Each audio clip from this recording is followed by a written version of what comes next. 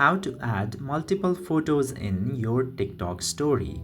Now in order to add multiple photos in your TikTok story, just simply open your TikTok app and then you will see this plus icon in the bottom middle of your screen. Tap into that, and after tapping in there, you can either click multiple images by using your camera, or you can select your gallery in order to select multiple image.